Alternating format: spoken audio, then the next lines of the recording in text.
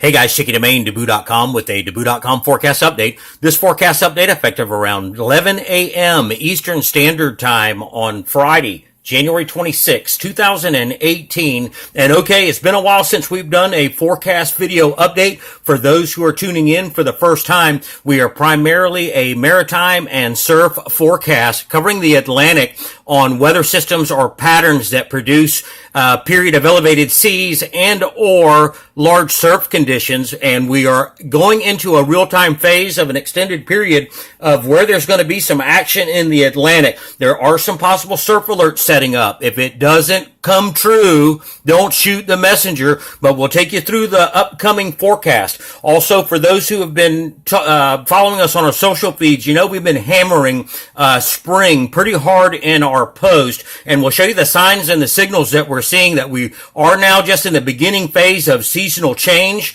You know, whenever you see fronts dying out in the Gulf of Mexico and over Florida, or you see temperatures getting up in the 80s for Cuba, you know that's the first part that starts to heat up as we head into season is the Caribbean. And once you start to see temperatures rise in the Caribbean on a daily basis, like for example, Cuba is forecast in the 80s to mid 80s maybe over the next 7 to 10 days. And when their average temperature in February is, 72, 75, that's a key indication that the switch has been flipped. You start to get heat down in there. And then with this front stalling out over Florida, that's just one of the other key signals that we know that the season is getting ready to change towards spring, which we're only 34 days away from meteorological spring, which is March 1st. The equinox doesn't take place until March 20th, but we're already seeing the early signs that spring is on the way. Now, for folks living in the mid-Atlantic, in the Northeast, I know you probably think I'm crazy for saying that, but remember, spring starts down in here first in the Caribbean, and then it comes to you. So we're already seeing those signs when we look at the intertropical convergence zone and the current pattern we're in. We'll show you that as we go through the models. Here's what we're watching in real time. This is this morning satellite imagery. We're watching for an area of low pressure departing the mid-Atlantic in here off the Northeast coast. It's going to slide out here towards the north central Atlantic, and a gale is forecast to develop with seas increasing 20 to 25 feet in north-northeast swell, some 12 to 13 second periods. At the same time, high pressure is rotating in here into the Atlantic, so we're going to get some east-southeast flow coming up going through this weekend as the long-anticipated area of low pressure down in the Gulf of Mexico is forecast to move out up into the central Gulf and then across the state of Florida. Folks, weak areas of low pressure known to produce copious amounts of rain. Possible heavy rain event coming through here. The good part is that the GFS lifts it up, comes across this way at a fairly quick pace with some dry air coming. Panhandle surfers, possible surf alert setting up. There was a possible gale warning that was in here, or talk about a gale warning. We'll just kind of have to watch because we're watching for this energy to transfer over into the Bay of Campeche. And as this lifts this way, that southerly backside of that low, setting up possible surf alert before the winds turn back around hard out of the north, blowing it flat.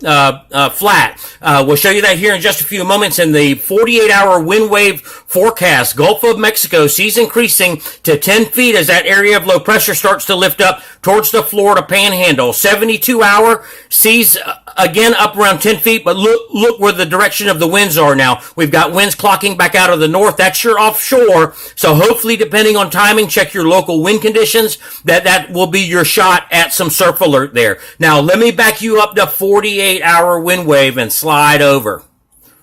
Look what we got going on over here, folks. Okay, so here's that high pressure building in across the top of Puerto Rico, the Dominican Republic right in here, getting some easterly flow. That gale that's developing is up in here in your top right-hand corner. Seas increasing 20 to 25 feet in north to northeast swell. And then here, close to the coast, here's that high pressure dig. Seas into double digits in here out of the southeast. Okay? And then when we look at the 96-hour wind wave forecast, here's the 21 feet here, but look over here along the east coast. Let me zoom in here. Give me a second. Seas increasing 15 to 18 feet in here. Now, this is in meters. Okay, but out of a southerly swell, we'll show you that in here in just a moment, 40 knots in here, and then offshore winds here, that gives some promise that some of this swell that's trying to come out of this high pressure ridge with offshore winds here, maybe some fun surf alert conditions trying to set up here as well. Looking at the latest 96-hour swell forecast out of the Ocean Prediction Center, here's that southerly swell developing. South-facing beaches, possible surf alert setting up behind this area of low pressure that's moving out of the Gulf of Mexico. Here's that easterly trade showing up in the swell. Now, I know it's going to be windy, guys, but, I can't do anything about that. So if it doesn't pan out for you at your location at some time during the period, next 7 to 10 days, because there's a lot of interesting things ahead, don't shoot the messenger. Some guy the other day said, oh, we need west winds, lives in Florida. I said, man, if you're going to wait for west winds in Florida, you might as well surf one time a year. Here's the latest swell forecast, 12 to 13 seconds, and northeast swell developing out here northeast of Puerto Rico and Hispaniola. Let me back you up now so you can start to understand flow and the seasonal change, or the signs that we're seeing for seasonal change. This goes back to January 22nd. At that time, we had a winter storm developing over the central United States, and then the tail wrapping back down in here and touching with the intertropical convergence zone over the East Pac. So this is the subtropical jet hooking up with the western jet over the United States. And this line, as you'll see, as we start to move you forward in time, you'll see that line starts to move over into the Bay of Campeche in here. Now, when we go back and we look, let me take you back to the 22nd. I'm going to zoom in so that way you'll get an idea of just how close. I know a lot of people complain that we zoom in too much, but this little vorticity spin, this was on January 22nd. This little vorticity spin had moved in here to the Bay of Campeche, and over the next 4 days, it dropped down in here. And so that spin is still here. If we advance that for you, there it goes dropping in towards Mexico, goes inland, and then this was yesterday. This is 25th. We don't have the imagery yet today. So that entity is here, right in here.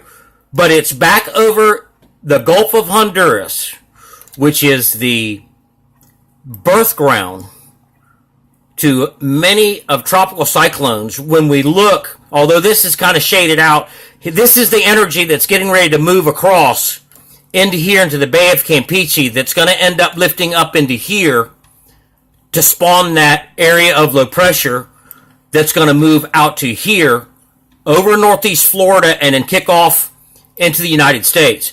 Now here comes another possible surf alert, surfers. The O6Z run, which we'll show you here in just a second. All right, so we already know that this is going to move out to here as a gale. It's first time I saw it in the run this morning, O6Z, and O6Z is, I know the dependability and all that crap. But it's showing a secondary low dropping out of here off to the outer banks. We'll show you that here in the model run. But when you go to look for evidence, because what happens is that flow, understanding flow, just because this is here today and it's gone tomorrow doesn't mean that another one's going to come in and replace it. And so that's what the models are showing us. And that tight pressure gradient between this secondary low that's now the model is showing developing will kick off another northerly swell aimed at Puerto Rico, the Bahamas, Dominican Republic, at the same time as this gale that's developing here. The only thing that we need is for the winds to get right for you, and then hopefully you'll have surf alert conditions. We'll be tracking this in real time, guys. I hate to keep rambling. Hey, but while we're here, look, another sign that spring is coming. Intertropical convergence zone making a connection all the way back to Africa here. So this is feeding, for those who saw our tweets on Fleetwood Mac and Chain, this is Chain here.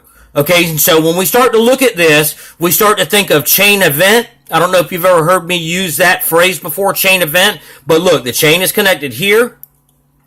The chain now connects up in here to the Bay of Campeche. We're going to get an area of low pressure that develops here and then off up in here to the Atlantic. Let's switch you over to the latest model run. Sorry for rambling. This is the O6Z GFS. Going to advance the model for you. Here comes that lift into the Bay of Campeche. And then going into Sunday, weak areas of low pressure known to produce copious amounts of rain. Here it comes, guys. And then The threat for severe weather, yeah, there might be some. The real threat is heavy rains, but as you progress the model, look how quickly it moves it off into the Atlantic. So there's a 24-hour period of maybe some heavy rains in here, but then it's going to clear behind that. Advance the model some more for you, and look at the moisture that remains down in here. And again, remember what we just talked about. As the temperature starts to increase in here, you'll get that temperature gradient. And it looks like that although the rest of the country may be freezing as we head into February, Florida may escape that and really take on some spring-like pattern in here as things start to move up. Let me switch it to this view. And here comes this gale that's developing. Advance the model for you, and you can see that area of low pressure starts to spin up in here, but watch this down in here. This is increasing northerly flow, northeast flow, and then here is that high pressure wrap that's coming in here. I'll advance the model some more for you, and this is going into Monday, and you'll see that, look at this fetch of northeast winds and swell, and then high pressure starting to rotate into that southerly swell. Behind this area of low pressure that that's coming out of the Gulf of Mexico. Advance the model some more for you. And here comes that secondary low. And right here with high pressure digging, there's a good shot at a solid northeast swell coming off the backside of this. Now this goes into day 5, guys. This is Wednesday of next week. We'll be watching the trends for it. I don't want to take it any further from this because we've got some negative swell production, but something else may be happening over here in the East Atlantic to open up with another double bubble high moving off Florida, northeast fetch from the northeast, north central Atlantic down into here. And look, see this curvature of moisture that's in here and this curvature of moisture in here? This is hooking up with the subtropical jet down in here, and it looks like a wet period over the next 7 to 10 days, maybe working its way into the U.S. Look at the signs that we're seeing. We're starting to get that dip into the intertropical convergence zone because these fronts are not strong enough to continue to push all the way out here past Puerto Rico. That's all we got for you for now, guys. Stay tuned for the next update. Follow us on our social feeds for real time. And again, thanks for following.